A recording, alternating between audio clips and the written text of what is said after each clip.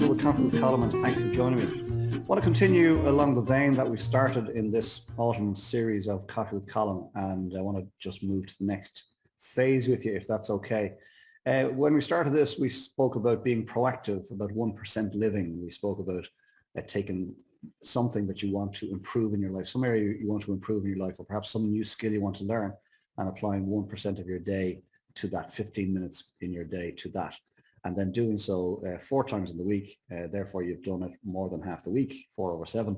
And in doing so, you will have won the week, and therefore you give yourself an opportunity to win the war. Win the week, win the war is a wigwamism, and it works.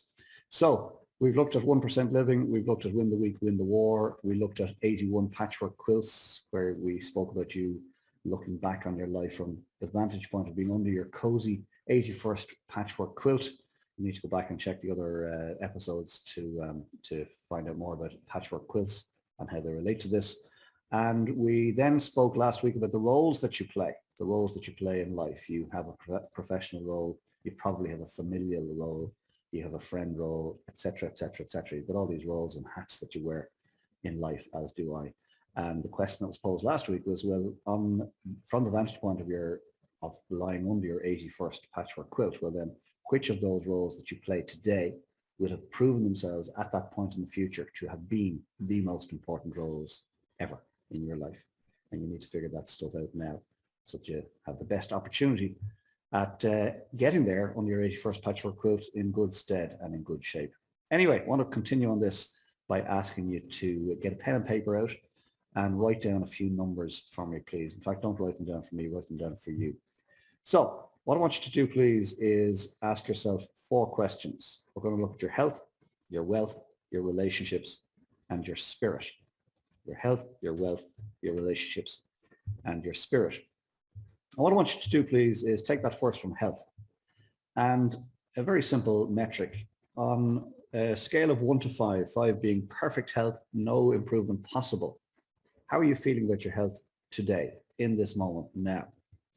Put a number on the page. How is your health today on a scale of 1 to 5, with 5, as I say, being no improvement possible? And therefore, by the way, I don't encourage anybody to give a 5 ever. But how are you today in your health? Is it above average? Might it be a 3 or a 4? Is it below average? Could it be a 2 or indeed a 1? How is your health today? Be honest with yourself, because this is the starting point. This is your starting point we're going to look at today. How is your health today? Give yourself a number between 1 and 5. Okay. How is your wealth today? Write down that word, wealth, W-E-A-L-T-H. How is your wealth today in this moment on a scale of 1 to 5? 5 being there's no improvement possible, 1 being it's not great. In fact, for some of us, and this has happened to me, it might be in the minus figures. How is your wealth today? How are you financially today in this moment for the next year, for the next phase of your life? What's it looking like? Above average? Are you happy with it? Below average? Are you happy with that? Give yourself a number. Okay, so you now got a number for your health, you've got a number for your wealth.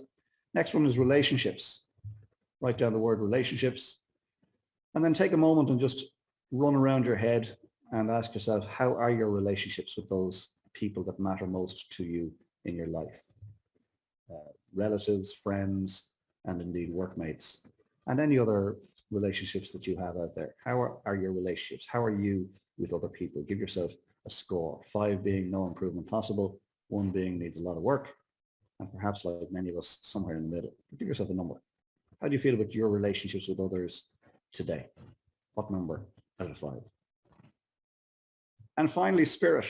The 4th one is spirit. So you've looked at your health, you've got a number, you've looked at your wealth, you've got a number, you looked at your relationships, you've got a number. And now I want you to look at your spirit. And when I mention spirit, I'm not talking about necessarily a relationship with a higher power. That's entirely up to you. There's never any judgment in wigwam. But I'm asking you to ask yourself, what's your relationship like with you? What's your relationship like with you today? How are you in yourself today? Are you happy in yourself today? Are you hopeful for the future today? How is your spirit? How is your inner you? The little you, the real you. How is that today? Scale of 1 to 5, 5 being perfectly formed, perfectly happy, no improvement possible, or any number between that and 1. How is your spirit today? Wonderful. So now you've got 4 numbers on the page: health, wealth, relationships, and spirit. We're going to call that your HRS score. Nothing fancy here in Wigwam, just practical stuff that works. So your HRS score, what is that today? Total up the scores that you have, that you've given yourself today around your health, your wealth, your relationships, your spirit, and then put them over 20. So what's that final number that you have today? Because 20 is 4 times 5. That's the max you could have given yourself. And I hope and expect nobody has given yourselves that, because if you do that, you'll be lying about other stuff too, let's be honest, right? So out of 20, what's your HRS score today? What's your HRS score today out of 20? Okay, there's likely to be a gap between that and 20, okay? There is in most cases that we've come across so far in Wigwam. So that's the work that you need to do, assuming that you want to get closer to 20 in the years ahead. Assuming you do, well, then you've got some work to do. So what I want you to do is go back and look at the 4 numbers that you put on the page, right? And you will see immediately which area or areas needs the most work now. It's very simple. What's the lowest score now, assuming you want it to improve?